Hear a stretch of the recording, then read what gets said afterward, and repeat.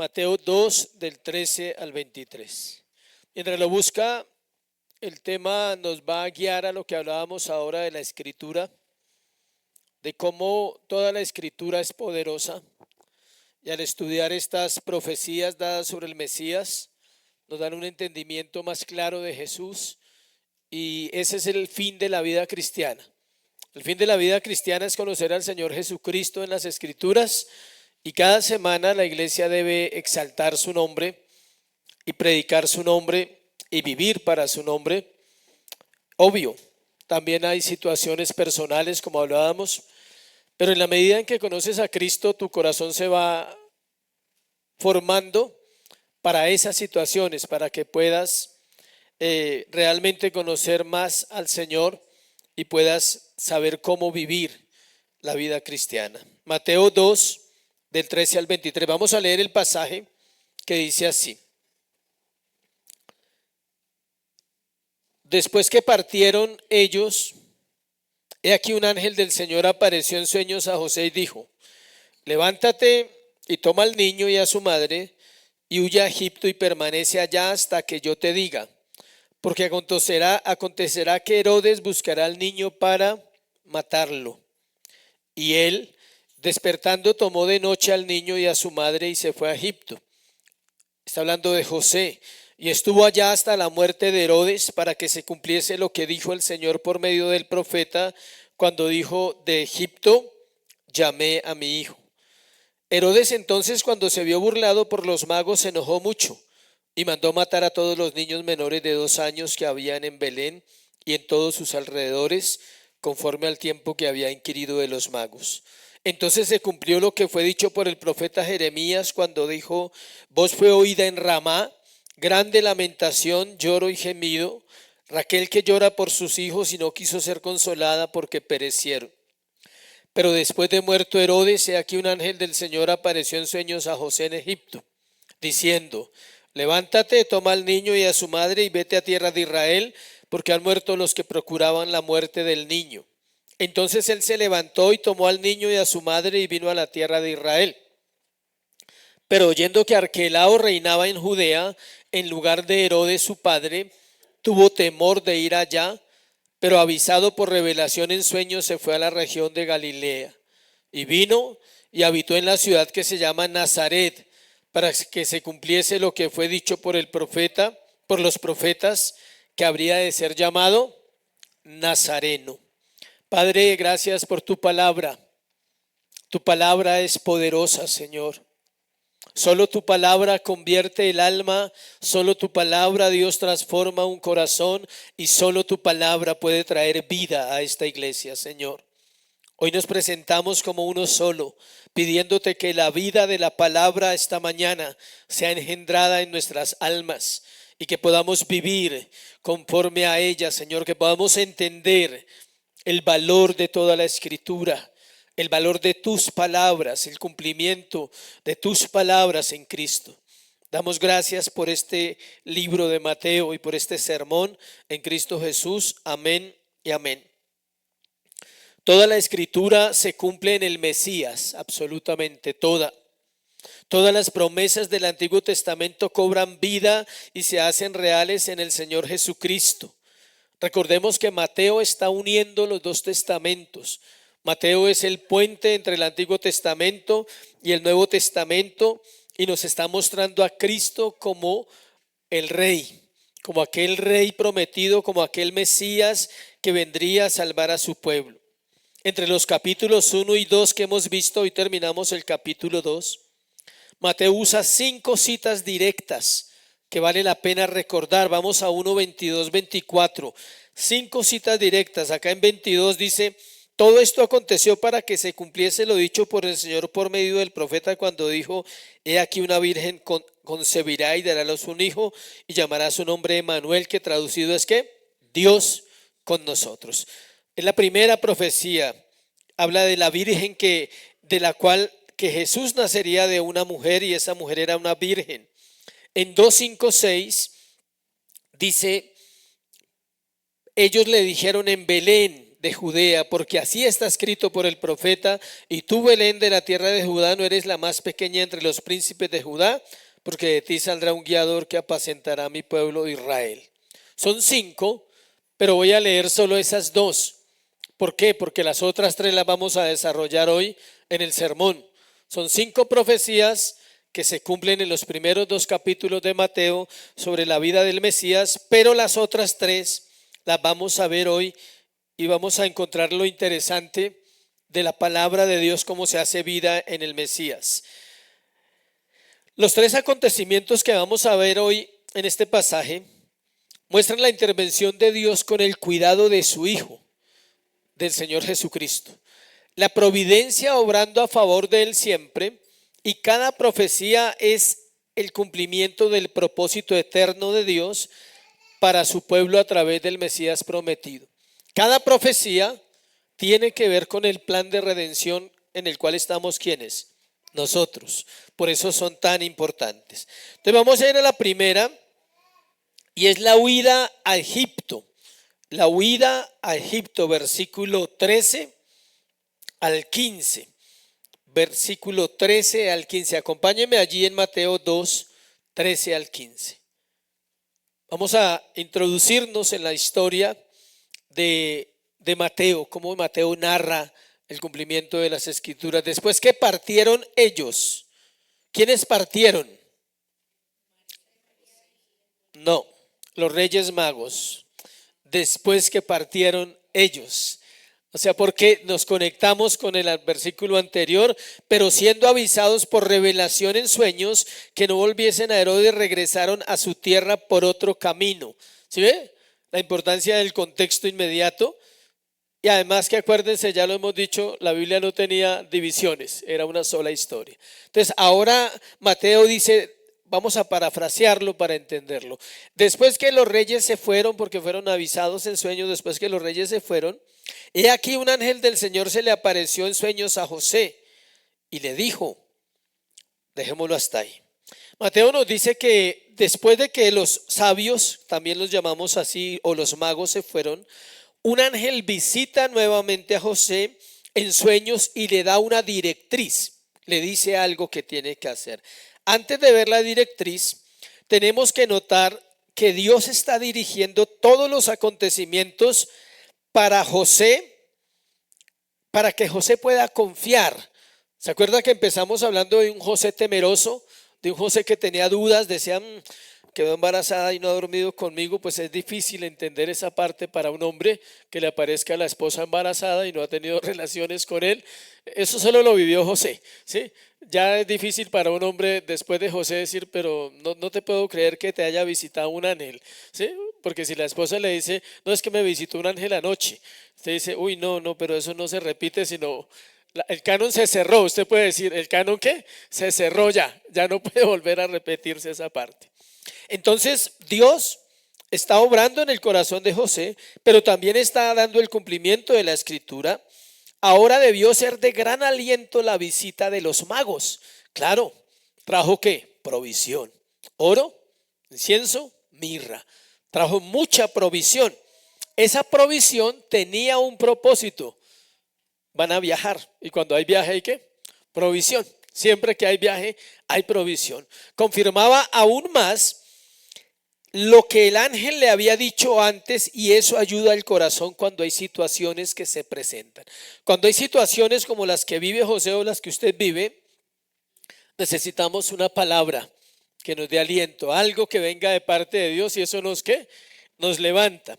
Quizás a veces estamos así, como José, con luchas personales en el corazón, y el asunto es que no podemos esperar un sueño. Ya no podemos esperar que venga un sueño y nos avisen lo que va a pasar mañana. Pero el apóstol Pedro en 2 de Pedro 1:19 dice que tenemos la palabra profética ¿qué? Más segura, en la cual podemos confiar, estoy parafraseando, como una antorcha que ¿qué?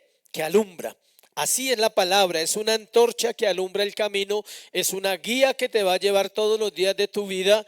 Así que no te preocupes por el futuro, está en las manos del Señor. Si su preocupación es el futuro, entonces vaya a la antorcha que alumbra, que es la palabra, y ella le va a ayudar. Note que le está hablando de algo que futuro. Le está dando una directriz futura, por eso no quería mirar la directriz todavía.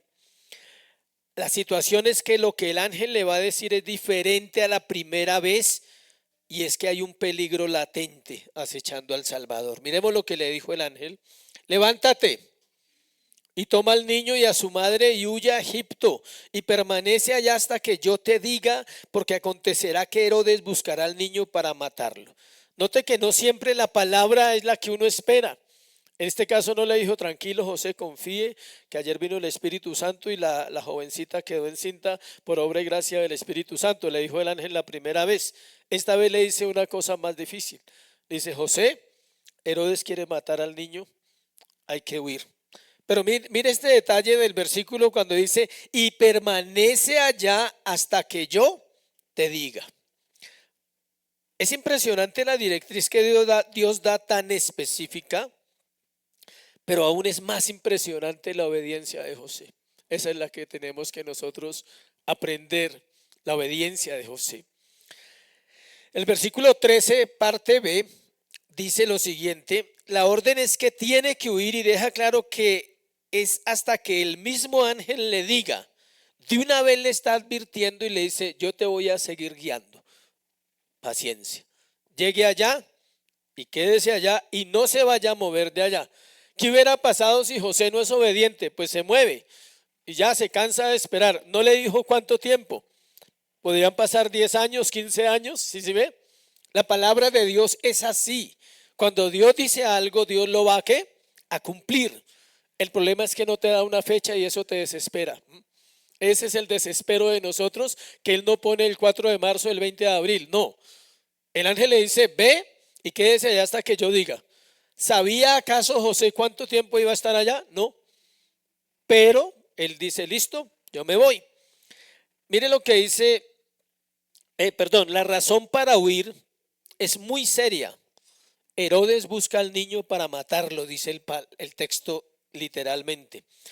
Dice que huye, dice huye, en el versículo dice, y huye a Egipto. La palabra huir viene de la palabra peugó, P-H-E-U-G-O, peugó. Obtenemos la palabra fugitivo, uno que escapa de alguien o de algo. La expresión está aquí en el presente imperativo y le está dando una orden y le dice, huye porque van a matar al niño. José y su familia comienzan de inmediato a huir. No se detuvieron hasta estar a salvo dentro de Egipto, donde Herodes no podía alcanzarlos. Escuche esto.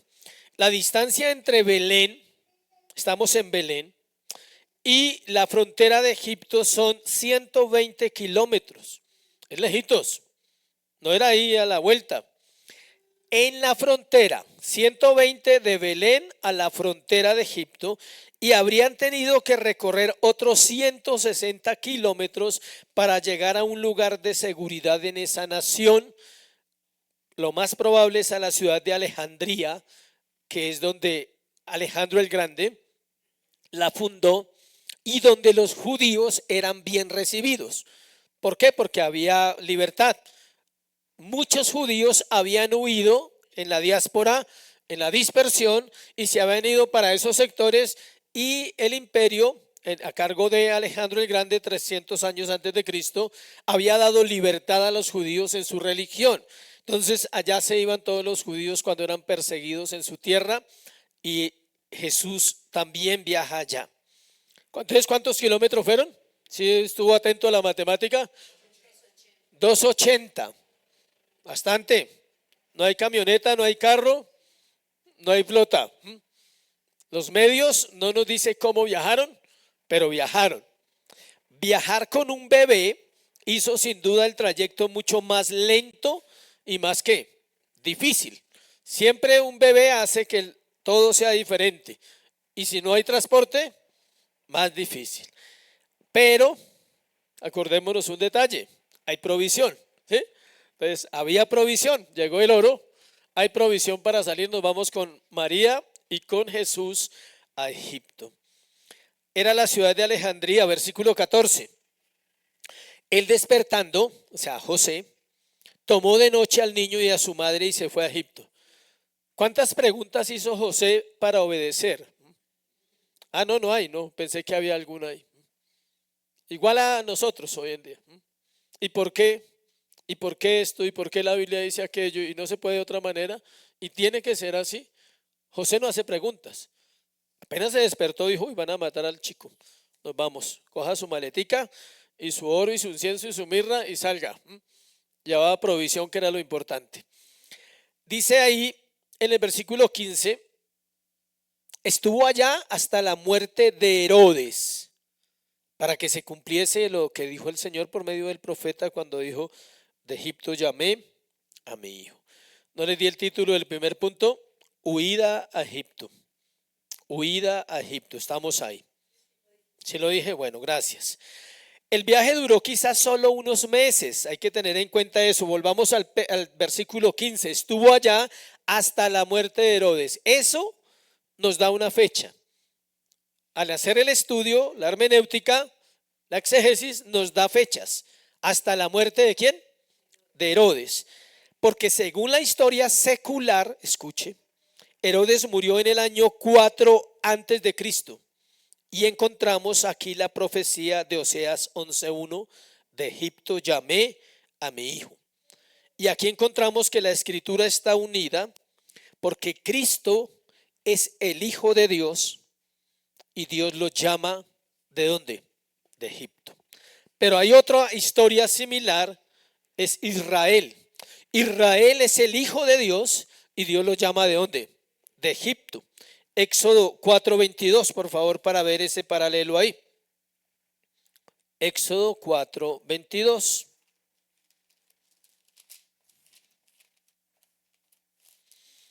Todo lo que estamos estudiando nos ha servido para esto. Éxodo 4:22 dice, y dirás a Faraón, está dando Dios la directriz, Jehová ha dicho así, Israel es mi hijo, mi primogénito. ¿Sí ve? Israel es el hijo de Dios, Dios lo llama hijo y lo llama ¿de dónde? De Egipto. Jesús es el hijo de Dios y lo llama ¿de dónde? De Egipto. Lo hace volver a la tierra, que lo vamos a ver ahora. Encontramos que entonces la escritura es poderosa y está unida. El Señor habla también en Ezequiel 16:8, si lo quiere anotar, de un pacto que hizo con Israel. Miremos Ezequiel 16:8. Donde hay un pacto que Dios hace con ellos. Cuando ellos han fallado, le dice Dios al pueblo de Israel, y pasé yo otra vez junto a ti y te miré. He aquí que tu tiempo era tiempo de amores. Extendí mi manto sobre ti, cubrí tu desnudez y te di juramento y entré en pacto contigo, dice el Jehová el Señor, y fuiste mía. ¿Está afanada por un amor? Ahí hay un pacto de amor con la nación. ¿Y fuiste qué? Mía. Y no te la... Ezequiel 16 es un capítulo casi erótico, dicen los estudiosos, donde Dios casi habla de una relación de ese tipo con Israel, porque habla de su desnudez. Dice, pasé otra vez junto a ti y te miré, y dice, en tiempo ¿qué? De amores extendí mi manto, te cubrí y cubrí tu desnudez y te di juramento y entré en pacto contigo. Dios hizo un pacto con Israel y ese pacto se está cumpliendo ¿en quién? En Cristo. Lo va a sacar de Egipto y va a cuidarlo de que no lo maten. Hay una gran diferencia en el llamamiento de Israel al salir de Egipto y en el llamamiento de Cristo a salir de Egipto. Pero es para que se cumpla la escritura y nos muestre cómo, valga la redundancia, ella está ¿qué? Unida, la escritura está unida. Mateo nos está mostrando, vamos a Oseas 11:1 para entender un poquito más la profecía que estamos viendo. Oseas 11:1. Gracias a Dios ya vimos Oseas, ¿no? Entonces tenemos un buen contexto para hablar de ese libro. Oseas 11:1. Cuando Israel era muchacho, yo lo amé y de Egipto llamé a mi hijo. Cuanto más yo lo llamaba, tanto más se alejaban de mí a los Baales, sacrificaban a los ídolos y ofrecían sahumerios. Y con todo eso enseñaba a andar al mismo Efraín, tomándole de los brazos, y no conoció que yo le cuidaba. Esto es muy bonito entender esto. El profeta está hablando de su esposa. Dios le está hablando al profeta y le está diciendo: Oseas, así como yo llamé a Israel, entre más lo llamaba, más se alejaba. Porque Oseas sufrió porque su esposa era ¿qué? Infiel. Entre más la amaba, ella más lo dejaba. Entre más la buscaba, ella más se alejaba. ¿Qué hizo Oseas? Lo mismo. La compró, la rescató y la sacó. Es lo mismo que hizo Dios con Israel. Dios le está diciendo a él: yo hice lo mismo con mi pueblo y mi pueblo era igual y mi pueblo es adúltero y mi pueblo es infiel, y por eso esa parte está ahí en la vida de ¿qué? Del profeta Oseas. Dios está hablando a través de ese profeta porque él tuvo que vivir la infidelidad de su esposa y él mismo la compró y él mismo ¿qué? La rescató. Lo mismo hizo Cristo con su iglesia, lo mismo hizo Dios con su Israel. Dice, Mateo nos está mostrando que el Mesías recapitula la historia de Israel, en este caso perfecta. ¿Sí ve? La historia es diferente. Israel falló. Israel, ¿dónde terminó? Cautivo, perdido, castigado por su desobediencia, disciplinado por Dios. ¿Y dónde terminó Cristo? En gloria y en victoria. Es un paralelo de tipo y antetipo para que aprendamos que solo en Cristo llegaremos a estar con Dios para siempre. Israel es tipo de Cristo. El Señor Jesús es el antetipo y el cumplimiento de lo que Israel no hizo. Israel salió de Egipto y terminó mal. El Señor Jesús salió de Egipto para obediencia y sometimiento a Dios. ¿Para qué salió Israel de Egipto? Para desobedecer. ¿Para qué lo sacó Dios a usted de Egipto? Para obedecer. Sin servicio no hay libertad. Aprenda de su iglesia. Usted no es libre porque esté en esta iglesia. Y usted no es libre porque lea la Biblia. Y usted no es libre por nada de las cosas que haga para Dios. ¿Sabe cuándo usted entiende que es libre? Cuando usted le sirva al Señor. En el lugar donde está, en lo que Dios le ha dado, en lo que Dios le ha confiado. ¿Por qué? Porque esa frase, sin libertad, sin servicio, no hay libertad. ¿Por qué? Porque para eso fue sacado Israel. Israel fue sacado de Egipto. ¿Y qué le dijo el Señor? ¿Que fueran a dónde? ¿Al hotel? No, al desierto, a adorar y para que le sirvieran al Señor. Él no les dijo: yo los libero para que ustedes sean prósperos y bendecidos. Dijo: no, es para que vayan a ¿qué? A adorar. La adoración es servicio. ¿Quieres adorar al Señor? Sírvele. No hay otra manera, iglesia. ¿Tú quieres adorar al Señor con canciones y con instrumentos? No, eso es parte de un culto. Pero la adoración verdadera, ¿cuál es? El servicio a Dios. Lo que Dios me ha dado no es para mí, es para compartir el evangelio. La iglesia no crece porque no adoramos, porque hemos confundido adoración con cantar y preparar canciones. Pero la iglesia no crece porque todavía no hay una convicción de esa libertad. Ya nos sacó de Egipto, pero tal vez Egipto no ha salido de nosotros. ¿Por qué? Porque algunos israelitas se querían devolver. ¿Con qué lo asociamos? No querían adorar a Dios, querían adorar sus propios dioses. Querían seguir viviendo como ellos eran. Y aún siendo creyentes y aún siendo nacidos de nuevo, los cristianos vivimos a veces como nosotros ¿qué? Queremos, porque no adoramos al Señor. Ya nos sacó de Egipto. ¿Y nos sacó para qué? Para adorarle. ¿Para qué saca a Jesús de Egipto? Para servirle. Y Él lo va a hacer. ¿Y lo va a hacer qué? Perfectamente. Segundo, esa era la primera profecía que se cumple ¿en quién? En Cristo. La matanza de los niños, versículo 16 al 18, la matanza de los niños. Este es uno de los episodios más tristes de la Biblia, ¿sí sabía? La muerte de los inocentes para salvar al rey. La muerte de los inocentes para salvar al rey. Mire lo que dice 16. Herodes entonces,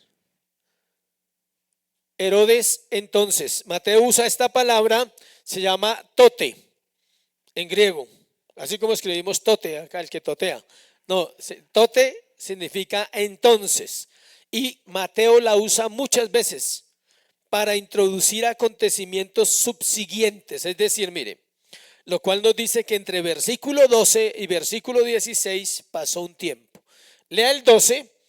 Pero siendo avisados por revelación, ¿quiénes? Los reyes magos, los magos, perdón, en sueños que no volviesen a Herodes, regresaron a su tierra por otro camino. Ha pasado un tiempo desde el versículo 12 al versículo 16. Herodes, entonces, cuando se vio burlado por los magos, ¿sí ve que toca asociarlo con el versículo 12? Se vio burlado por los magos, se enojó mucho y mandó matar a todos los niños menores de 2 años que habían en Belén y en todos sus alrededores, conforme al tiempo que había inquirido de los magos. Herodes está furioso y es un asesino, y un asesino furioso es peligroso, porque sabe que los magos fueron por otro lado y fue burlado. Está furioso porque sabe que nació un rey y no sabe cuál es el rey. Y está furioso porque se siente burlado. Su autoridad no sirvió para nada. Él le dijo a los reyes, a los magos, perdón, ¿qué les dijo? Vayan y lo ubican, y cuando lo ubiquen, me avisan para yo ir a ¿qué? A adorarlo. Satanás habla así habla Satanás. Él es una figura de toda la maldad que hay en este mundo, que proviene ¿de quién? De Satanás, para destruir ¿a quién? Al Cristo desde pequeño. Y en ese momento está furioso. Dice Herodes entonces, cuando se vio burlado por los magos, se enojó mucho. Él se va a desquitar, pero se va a desquitar con los más indefensos. Se está engañando a sí mismo pensando que puede frustrar los propósitos del Rey eterno, y todo intento de hacerlo le va a terminar mal siempre. Esta matanza es muy difícil de comprender para la mente humana. O sea, ¿por qué? Usted lee el pasaje y nunca se detiene a preguntarse qué pasa, qué significa eso para nosotros, qué significa que cuando dice en el versículo 18, 17 y 18, entonces se cumplió lo que fue dicho por el profeta Jeremías cuando dijo: voz fue oída en Ramá, grande lamentación, lloro y gemido, Raquel que llora a sus hijos y no quiso ser consolada, porque perecieron. Hablemos un poquito de los niños antes de centrarnos en la profecía. El destino de ese grupo de infantes es algo extraño para la comprensión humana. Niños menores de 2 años. Hay mucha especulación respecto a este suceso. En su corta existencia han obtenido fama inmortal. Son inmortales la fama de estos niños. Murieron por el Cristo que nunca conocieron. Esos corderitos fueron sacrificados por la causa del cordero que vivía mientras ellos morían. Fueron los primeros mártires de la iglesia, ¿sí sabía? Ellos son los primeros mártires. Son los primeros mártires de la iglesia primitiva. Y a veces uno no sabe.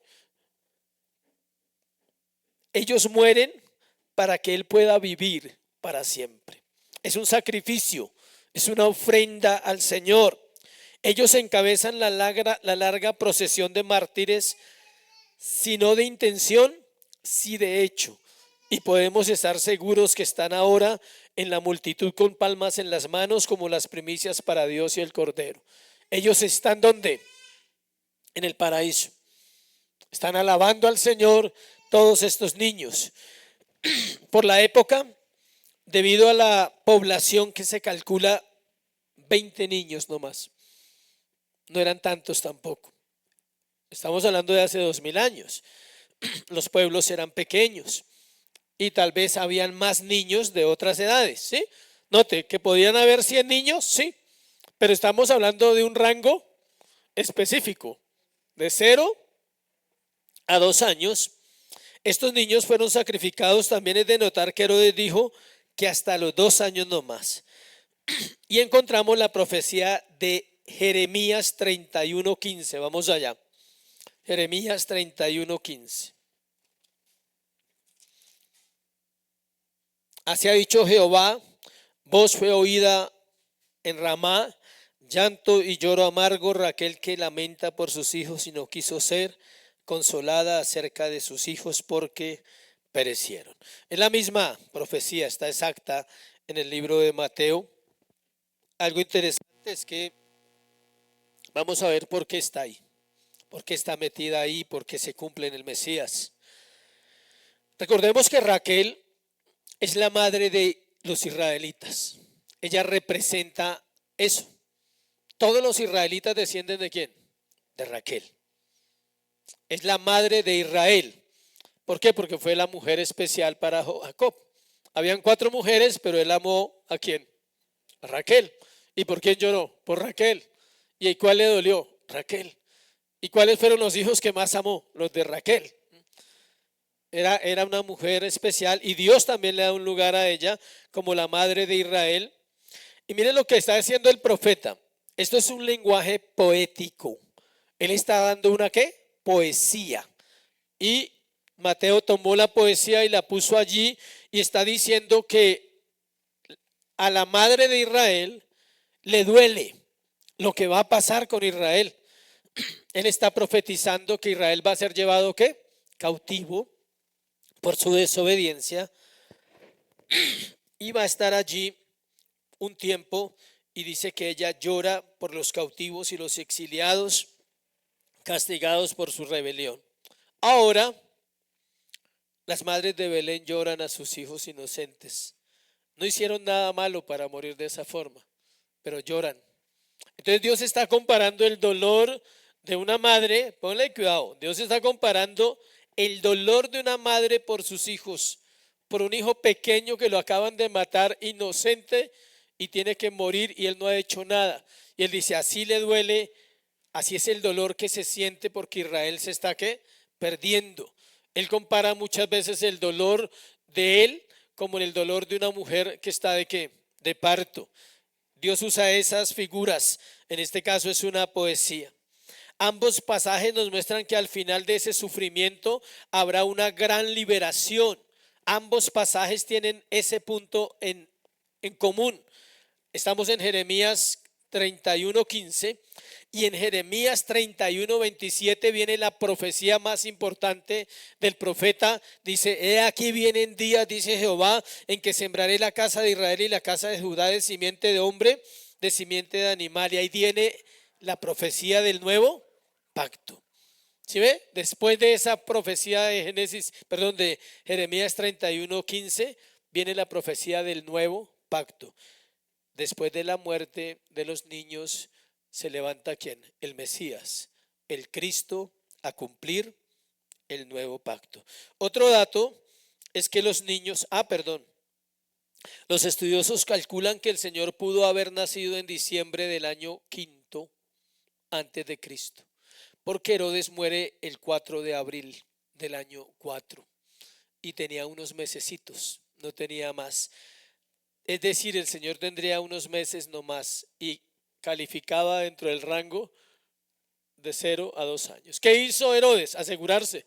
O sea, todo el que haya nacido puede ser el rey, cualquiera puede ser el rey, va a matar a todo el mundo.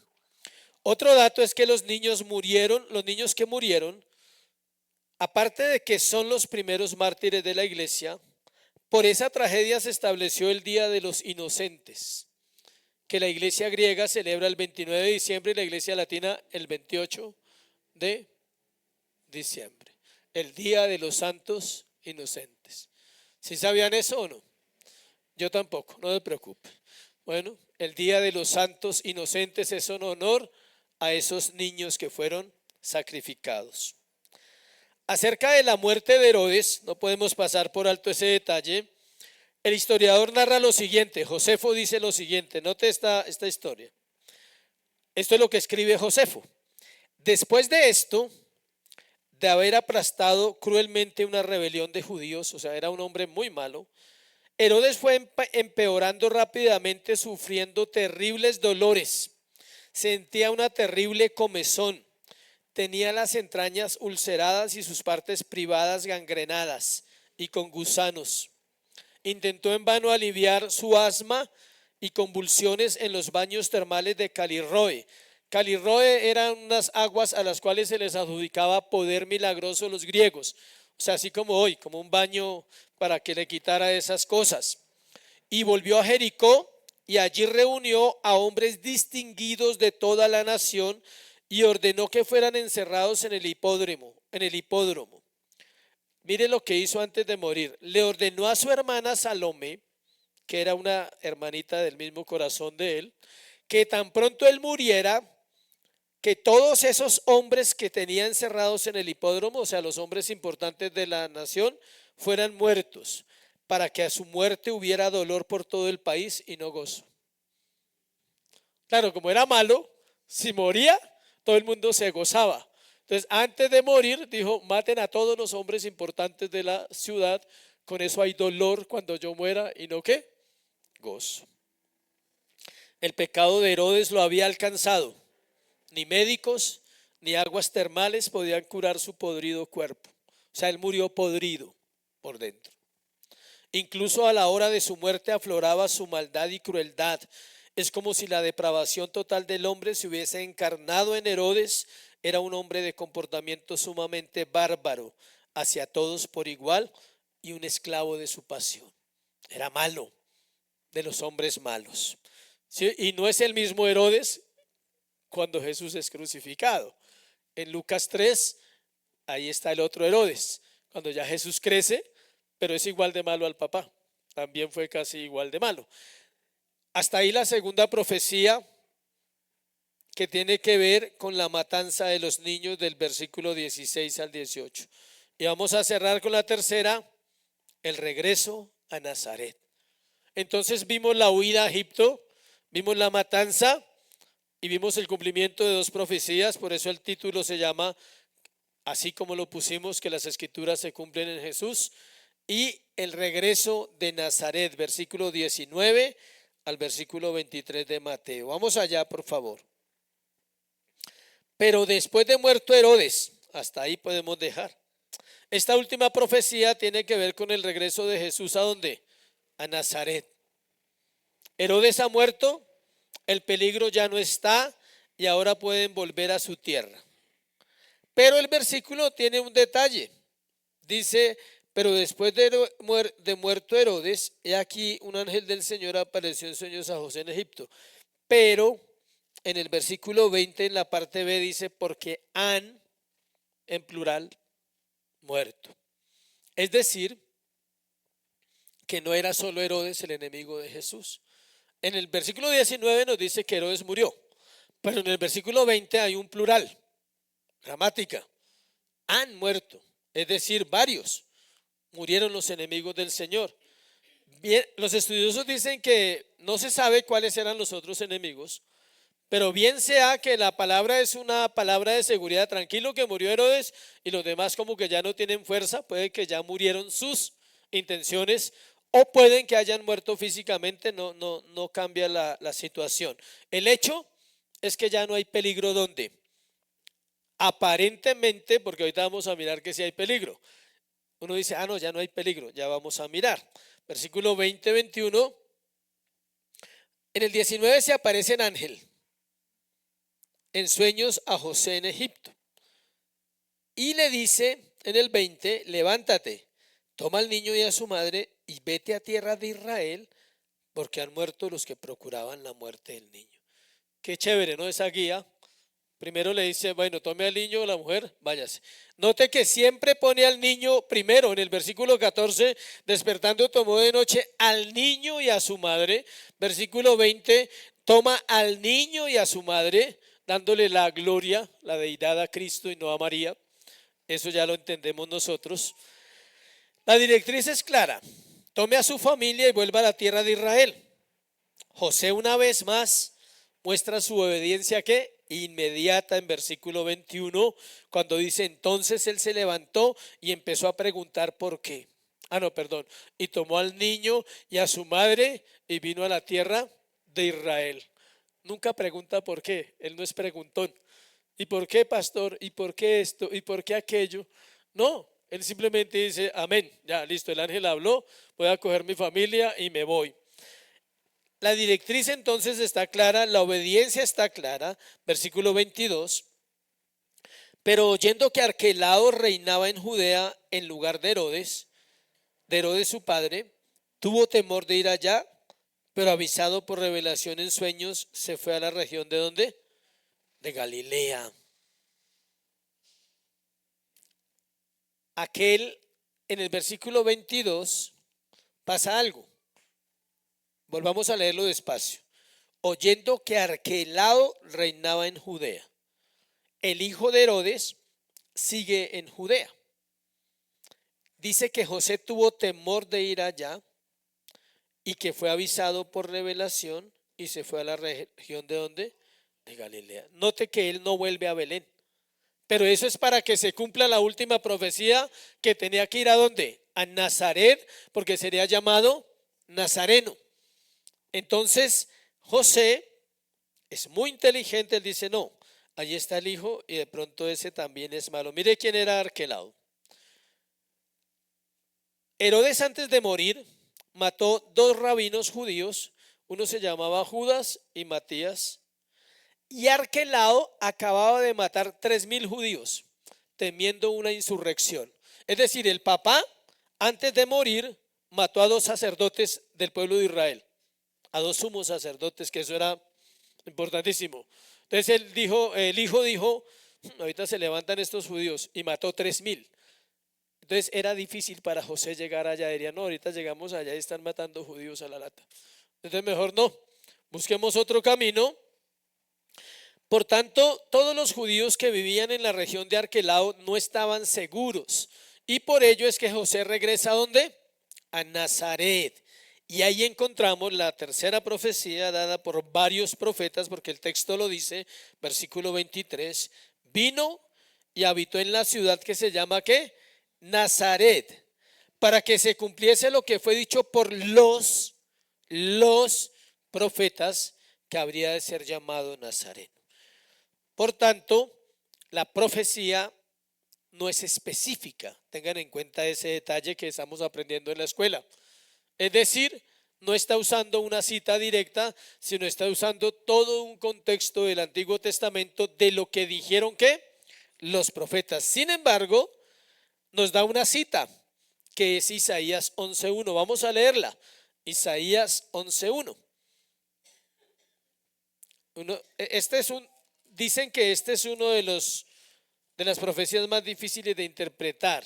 Tiene uno que estar ceñido ahí a la escritura. Saldrá una vara del tronco de Isaí. ¿Quién es Isaí? El papá de David, de donde viene Jesús, y un vástago retoñará de sus raíces. Vástago es la palabra clave allí. ¿Qué es un vástago? Nada. Un vástago dice que retoñará una raíz de un vástago, como de algo que no sirve, de algo que ya, sí, una cosita que ya está muerta, de ahí va a salir vida, digámoslo así. Miremos un poquito la profecía entonces, como Mateo lo presenta, para que se cumpliese lo que fue dicho por los profetas, que había de ser llamado ¿qué? Nazareno. La villa de Nazaret está aislada entre las montañas que la rodean. No era un lugar importante. Miremos Juan 1:46, por favor. Miremos Juan 1:46 para mirar el cumplimiento de esta profecía. Juan 1:46 dice lo siguiente. Natanael le dijo, ¿de Nazaret puede salir algo bueno? Y le dijo Felipe, ven y ve. Cuando Dios llama a Natanael y se revela a él, dice que Natanael fue el que dijo eso. ¿Acaso puede salir algo bueno de Bosa o de Suba? ¿Podrá salir algo bueno de Bogotá, de estos sectores? ¿De esta iglesia podrá salir algo bueno? ¿Podríamos decir eso? Juan 1:46 nos dice que Nazaret, según este diálogo y esta frase de Natanael, era un lugar rechazado. Dice que hasta que fue inmortalizado en tiempos del Nuevo Testamento como el sitio de la niñez de Jesús, hasta ese momento era una villa insignificante, una villa rechazada. O sea, es como decir, ¿de ese pueblo puede salir algo? ¿Cuántos conocen pueblos que son rechazados en Colombia o que tienen historia del carácter de la gente, para no entrar en detalles? No voy a decir regiones ni nada, pero cada región tiene una historia. El lugar no se menciona en el Antiguo Testamento, imagínense, no aparece Nazaret, ni por el historiador Josefo tampoco. Josefo enumera 45 pueblos galileos y tampoco lo mencionan en el Talmud, perdón. De hecho, menciona la villa como la residencia de José y María, pero lo que quiere decir es lo siguiente, ya vamos a llegar a qué quiere decir la profecía. La profecía está asociada a la palabra vástago de Isaías 11:1 y está hablando que tiene que ver con la humildad y con lo pequeño que era ese pueblo y lo rechazado que era ese pueblo, y la gente tenía fama de ser grosera. No sé si usted conoce algún sector aquí donde la gente tenga fama de ser grosera, tosca, gruñona, amargados, peleones. No sé si hay algún lugar. Bueno, Nazaret era conocida por el rechazo que las personas tenían a las personas de ese sector. Es decir, el Mesías es llamado de un sector ¿qué? Rechazado. Y se cumplen muchas otras palabras, porque de lo vil y de lo necio escoge el Señor para avergonzar a los sabios y a los justos y a los que creen que saben. Podemos concluir de Mateo con esta profecía, que Mateo no está usando una cita directa, sino varios pasajes donde habla del rechazo de Mesías. Por ello fue llevado a un lugar del cual nadie pensaría que saldría el Rey de Reyes y el Señor de Señores. Pero quiero cerrar con una pregunta. ¿De dónde fuiste sacado tú?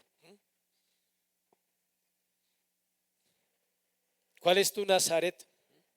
¿De dónde fuiste sacado? ¿De un lugar tal vez sin esperanza, de una vida sin futuro, de una vida sin razón, de una vida en la cual a veces no tenemos nada y no esperábamos nada? Yo no esperaba nada de mi vida. Lo que vivo lo vivo por gracia. Cada día es un regalo nuevo para mí. Cada día pienso por qué estoy vivo cuando no debería estar vivo, porque no lo merezco. Pero Dios le plació darme la vida y los años que tengo, y cada día será un regalo hasta el último día de mi vida, porque no lo merezco. No merezco la vida que llevo y no merezco la vida que tengo, pero la tengo y procuro disfrutarla, porque también tuve un Nazaret. Pero tú tienes uno, o sea, tú tienes un lugar del cual te avergüenzas, de donde Dios te sacó, del cual tal vez algunas personas han hablado mal de tu vida muchas veces, o van a hablar mal más adelante, ¿sí sabías? Si no han hablado mal, no se preocupe, van a hablar mal. Bueno, siempre alguien va a hablar mal de nosotros como creyentes. Siempre alguien va a juzgar tu testimonio, va a juzgar tu vida. Siempre alguien va a poner en duda que tú eres salvo y que tú eres cristiano. ¿Sí sabías? Eso pasó con Jesús. Todo eso hacía que no creyeran en él. ¿De Nazaret? ¿Puede salir algo bueno de Nazaret?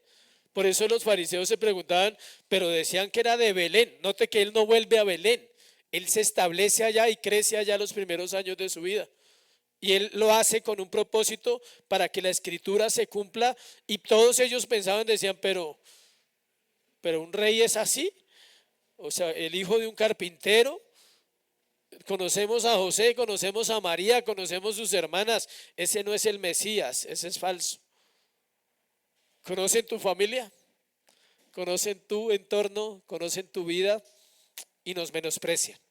La iglesia es menospreciada en este tiempo y es parte de la escritura, que la iglesia debe ser menospreciada.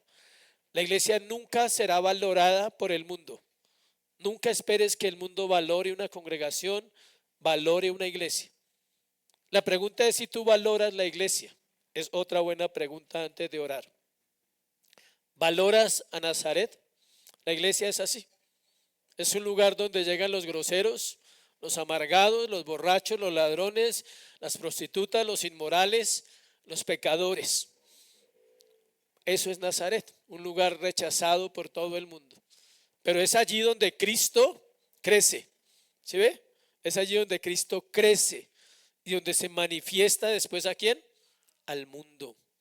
Y es lo que Él espera de su iglesia, que la iglesia también pueda crecer y pueda manifestarse al mundo. De hecho, la iglesia, si no lo saben, se va a manifestar al mundo. Ojalá estemos en ese momento y no hayamos muerto. Pero debe ser espectacular. Antes de la parusia, antes de la venida de Cristo, la iglesia va a ser notable en la tierra. Va a ser tan notable que el mundo la va a perseguir y el mundo la va a odiar y va a manifestar su odio no como ahora, con frases y palabras, sino de una manera que literal. Y ahí aparecerá nuestro Señor y nos llevará con Él. Amén.